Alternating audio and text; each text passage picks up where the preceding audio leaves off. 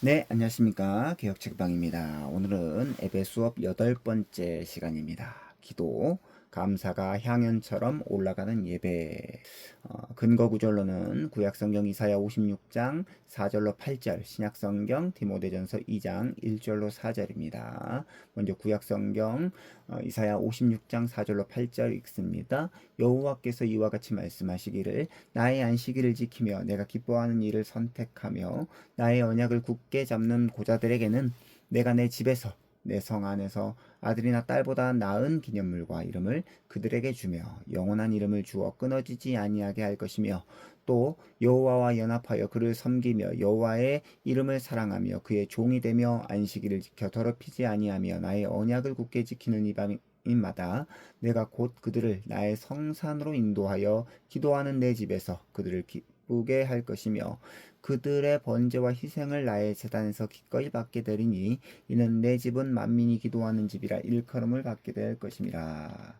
이스라엘의 쫓겨난 자를 모으시는 주 여호와가 말하노니 내가 이미 모은 백성 외에 또 모아 그에게 속하게 하리라 하셨느니라. 디모데전서 2장 1절로 4절입니다. 그러므로 내가 첫째로 권하노니 모든 사람을 위하여 간구와 기도와 도고와 감사를 하되 임금들과 높은 지위에 있는 모든 사람을 위하여 하라. 이는 우리가 모든 경건과 단정함으로 고요하고 평안한 생활을 하려 함이라. 이것이 우리 구주 하나님 앞에 선하고 받으실 만한 것이니 하나님은 모든 사람이 구원을 받으며 진리를 아는 데 이르기를 원하시느니라. 기독교의 기도와 다른 종교의 기도는 무엇이 다를까요? 기도하는 대상이 다르겠죠. 전능하시고 유일하신 하나님 아버지께 기도하는 기도, 그게 우리의 기독교의 기도이고, 다른 종교의 기도는 온갖 미신과 잡신을 불러내는 그런 기도입니다. 두 번째, 기도문 없이 즉흥적으로 기도할 줄 아는 사람이 신앙이 깊은 사람일까요? 아닙니다. 꼭 즉흥적으로 기도를 해야만 신앙이 깊은 사람이다라고 단정할 수 없고, 오히려 우리가 질서 있게 기도할 것들을 잘 정리해서 이렇게 적어서 이렇게 공적인 기도를 하는 것이 훨씬 더 질서 있는 예배하는 데에 그런 기도가 더 합당한 기도이지 않을까라고 생각을 해봅니다. 기도는 뭘까요? 기도는 하나님께 감사함으로 모든 필요를 구하는 하나님과의 교제입니다. 자, 그러면 오늘 우리가 살펴볼 이 기도에 관한 소주제는 총 7가지로 이루어져 있는데요. 기도가 은혜의 방편일 수 있습니다. 기도하는 전통이 계속해서 이어져 내려왔습니다.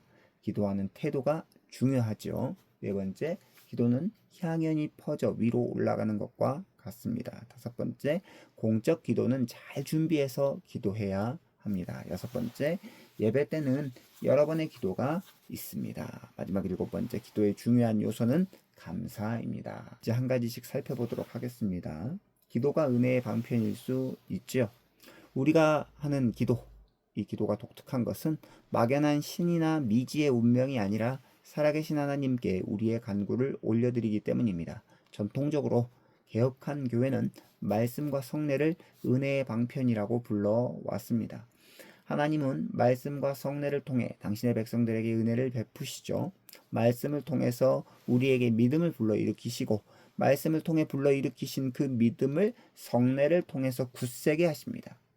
말씀과 성례야말로 하나님께서 주로 사용하시는 은혜의 방편입니다. 그런데 우리 장로교회 교리 문서인 웨스트민스터 소요리 문답 제88문답에 의하면 말씀과 성례에 더하여 기도도 은혜의 방편이다라고 가르쳐주고 있습니다. 소요리 문답 88문답, 그리스도께서 우리에게 구속의 은덕을 끼치는 데 쓰시는 통상적인 방도는 그분이 정하신 것인데 특히 말씀과 성례와 기도입니다. 이 모든 것은 택함 받은 사람들에게 구원을 위하여 효력 있게 됩니다. 기도가 은혜의 방편일 수 있습니다. 기도는 인간의 막연한 간구에 불과한 것이 아니라 하나님과의 대화이고 교제이죠. 말씀을 붙잡는 기도는 인간의 간구에 불과한 것이 아니라 하나님의 말씀을 재차 선포하는 것이요 하나님께서 당신을 계시하시고 우리에게 믿음을 주시는 방편이 된다라는 것을 기억할 필요가 있습니다. 기도하는 전통이 계속해서 이어져 내려왔는데 오늘 우리가 읽었던 본문 말씀인 이사야 56장 7절에 보면 성전을 기도하는 집이다라고 부르고 있습니다. 그것은 단지 종교적인 의식이 아니라 자신들의 죄를 하나님께 고하는 기도가 있기 때문이죠.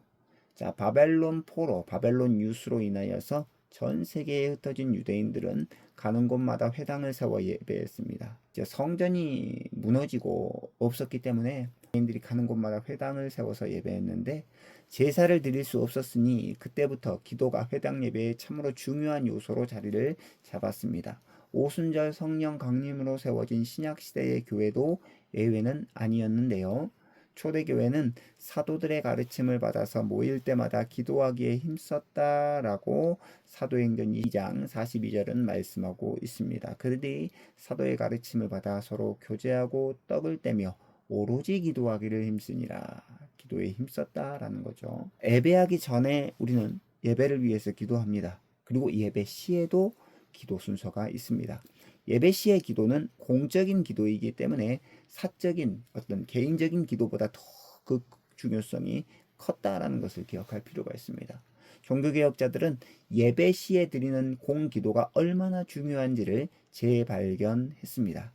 공예배 시 목사가 모든 회중을 위해 기도하는 것이 매우 중요하다라고 보았습니다. 하지만 그 기도는 회중의 기도를 인도하는 기도라고 이해했죠. 그 기도를 통해서 회중을 가르치려고 하는 기도는 아니었습니다. 더 나아가 종교개혁자들은 일상의 삶에서 하나님께 기도하는 것이 중요하다라는 것을 가르쳤습니다. 신자의 삶 자체가 기도하는 삶이다라는 사실을 강조했던 것이죠. 그래서 기도하는 태도도 참으로 중요했습니다. 지금도 로마 카톨릭 교회에서는 기도할 때 무릎을 꿇고 기도합니다. 잉글랜드 총교도들은 무릎을 꿇고 기도하는 것 자체를 경건의 행위로 생각할 우려가 있다라고 하면서 적극적으로 이거를 반대했다라고 해요. 이것은 너무 지나친 반작용이다라고 할 수 있는데요. 우리는 기도의 정신이 어떻게 표현되어야 할지 고민해야 됩니다. 다시 말해서 우리는 본질을 가장 잘 담아낼 수 있는 형식의 문제를 진지하게 논의할 필요가 있다라는 거죠. 형식을 무시해서는 안 된다라는 것입니다. 기도는 향연이 퍼져 위로 올라가는 것과 같습니다. 성경은 기도를 하나님께 올려드리는 향연에 비유하고 하는데요. 성소에 향단이 있었고 그 향단에서 끊임없이 향을 피우고 또 향연이 자욱했던 것이 바로 이것을 보여줍니다. 구약시대 교회는 그 향연이 위로 올라가는 것을 성도들의 기도가 하나님께 올라가는 것으로 생각했습니다. 시편 142편 2절에 이렇게 노래하고 있는데요. 나의 기도가 주의 앞에 분향함과 같이 되며 나의 손드는 것이 저녁 제사같이 되게 하소서. 자, 기도를 분향에 빗댄 이것에 착안하여서 로마 가톨릭 교회와 동방 종교회에서는 지금도 예배할 때 예배당에 향연으로 가득 채운다라고 합니다. 신약시대 교회가 세워졌을 때 교회는 예배 때 분향하지 않았습니다. 이방 신전에서 분향하는 것이 일상적이었고 이교도들의 예배 형태와 기독교회의 예배 형태를 구분할 필요성이 있었기 때문에 그랬습니다. 요한계시록 8장에 가게 되면 하나님과의 첫째 심판인 7인의 심판이 진행되는데요.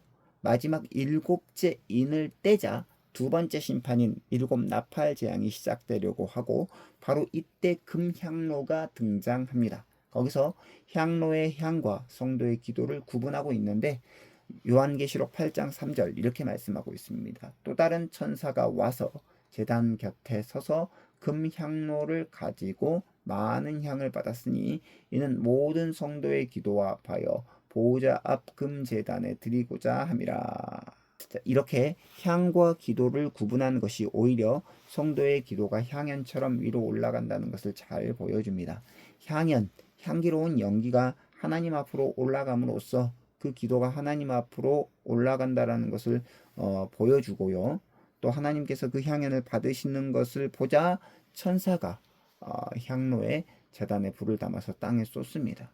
그러니까 향연이 하나님 앞으로 올라감으로써 기도가 하나님 앞으로 올라간다라는 것을 보여주면서 하나님께서 그 향연을 받으시는 것을 보자 천사가 향로에 제단에 불을 담아서 땅에 쏟습니다. 이것은 하나님께서 성도의 기도를 받으시고 이 땅에 심판을 베푸신다라는 것을 보여주고 있습니다. 하나님은 성도의 기도를 반드시 들으시고 이 땅에서 일하신다라는 거죠. 이렇듯 우리의 기도가 너무나 중요하다라는 것입니다. 기도는 향연이 두루 퍼져나가 위로 올라가는 것과 같습니다. 자, 이번 장의 제목처럼 예배는 기도의 향연이 넘쳐나는 예배, 기도의 향연이 올라가는 예배, 그게 바로 예배다라고 할 수 있습니다. 자, 공적 기도는 잘 준비해서 해야 합니다. 기도할 때 성령님의 인도가 참으로 중요하죠. 하지만 예배 시에 교회의 구체적인 필요를 구하는 치밀함이 필요합니다. 즉흥적인 기도를 하게 되면 신앙 고백, 특별히 우리의 고백하는 이 교리와 상충하는 기도를 하기 쉽습니다. 물론 기도문을 준비해서 기도할 때는 그것을 읽는 것에만 익숙해져서 성령의 인도를 무시할 때도 있겠죠. 따라서 적절한 균형이 필요합니다. 공적 기도는 성경적이어야 하고 신앙 고백에 충실해야 합니다. 예배에서의 기도 인도자는 공인으로서 기도하는 것이죠. 공기도는 하나님의 회중을 가르치는 시간이 아닙니다. 설교의 시간이 아닙니다. 회중을 대표하여 그리고 하나님의 모든 회중과 함께 하나님께 나아가는 시간이 바로 공적 기도의 시간입니다. 그래서 예배 때는 여러 번의 기도가 있는데 종교개혁가들은 공예배 때 3번의 중요한 기도를 배치했다라고 합니다. 첫 번째 재고백의 기도이고요. 두 번째 설교 전에 하는 기도인데 조명을 위한 기도라고 부릅니다. 마지막 세 번째는 설교 후에 하는 기도인데 중보하는 기도라고 부릅니다. 자, 이 세 번째 기도에 들어가야 할 중요한 기도의 영역이 있는데 바로 디모데전서 2장 2절에 나와 있듯이 정부를 위한 기도가 포함되어 있습니다. 한국 교회에서는 예배 때 목사가 하는 기도를 목회 기도라고 부르는데 이 목회 기도가 바로 개혁자들이 말한 설교 후의 중보 기도입니다. 그 기도 때 바로 정부를 위한 기도가 포함됐다라는 거죠. 그래서 우리가 나라와 민족을 위해서 또 이 정부를 위해서도 공적 기도에 이렇게 기도를 해야 된다라는 것을 기억할 필요가 있습니다. 이 기도는 결코 세속적인 기도가 아니고 기도의 한 부분이다라는 것을 기억할 필요가 있습니다. 기도의 가장 중요한 요소는 감사입니다. 그렇다고 한다면 기도의 중요한 요소는 무엇일까요? 무엇보다도 감사일 것입니다. 기도는 감사함으로 하나님의 말씀을 복창하면서 모든 필요를 구하는 하나님과의 교제입니다. 그래서 우리가 아까 생각해 보기에 마지막 부분에 가로로 쓰여 있는 문제 있지 않습니까? 그게 바로 이 구절입니다. 기도는 감사함으로 하나님의 말씀을 복창하면서 모든 필요를 구하는 하나님과의 교제이다. 본문 말씀인 디모데전서 2장 1절에서 중보기도에 관해 언급하면서 감사를 언급한 이유가 바로 여기에 있습니다.